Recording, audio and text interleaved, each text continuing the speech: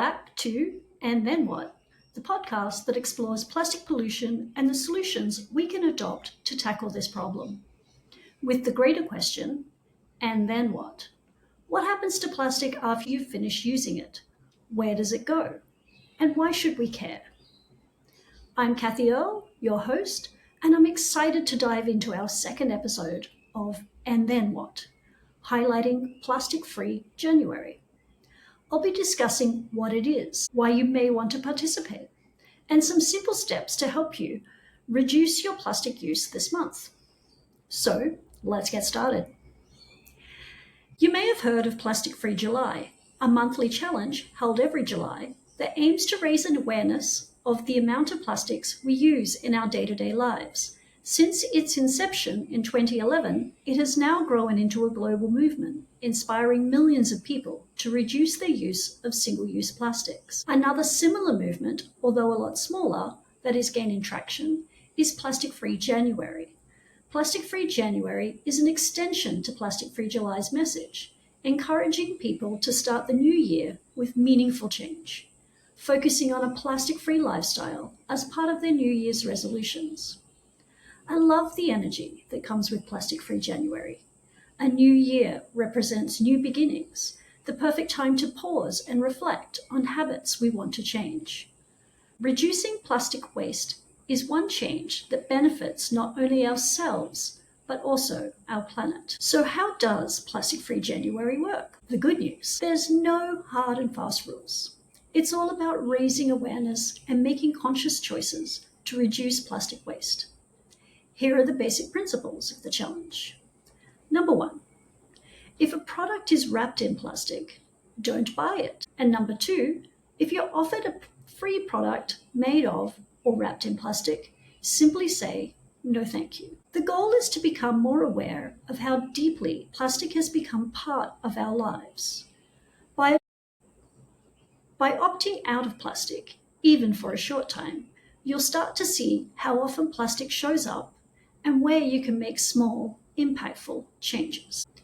If you want to take the challenge a step further, here are 2 simple activities that you can try.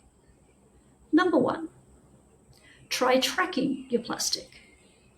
For the first 24 hours of the challenge, take note of everything you touch that is made of plastic.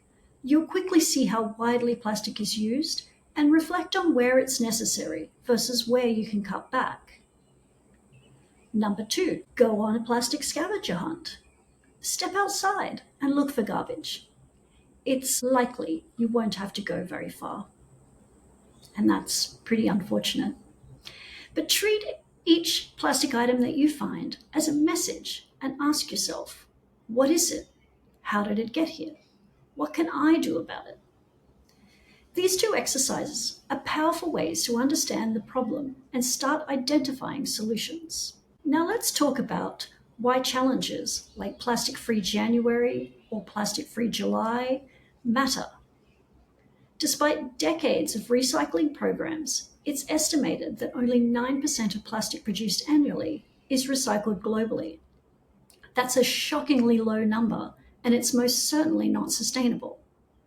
To give you some perspective, here are a few eye-opening statistics. Over 8.3 billion metric tons of plastic have been produced since the 1950s. And approximately 40% of plastic produced each year is used for packaging and single-use items. On top of that, a staggering 8 million pieces of plastic enter the ocean daily. And here's the most alarming part. Recent estimates indicate that between 11 and 14 million metric tons of plastic enter our oceans annually. That's approximately 1 or 2 dump trucks worth every minute. 1 or 2 dump trucks every minute. Reducing single-use plastics is one of the simplest ways we can make a positive impact. It starts with small mindful choices, like choosing plastic-free packaging, bringing your own reusable items, or simply just saying no to unnecessary plastic products. If you're participating in Plastic-Free January, don't forget to share your progress on social media using hashtags Plastic-Free Jan and Earth Before Plastic. Before we get back to today's topic, I want to take a moment to tell you about Earth. That's Earth with an O, EORTH. It's an online store I started with the aim of making it easier to reduce plastic in your everyday life. From plastic-free household essentials to natural beauty products, everything we offer has been chosen to help you make more sustainable choices. You can check out our range of products at earth.shop. That's EORTH.SHOP. And as a thank you for tuning into this podcast, you can use the code PODCAST10 for 10% off your first order. Every small change makes a big difference. Thank you for joining me today for episode 2 of And Then What?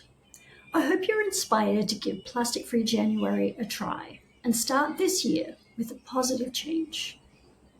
If you'd like to connect, you can find me on social media.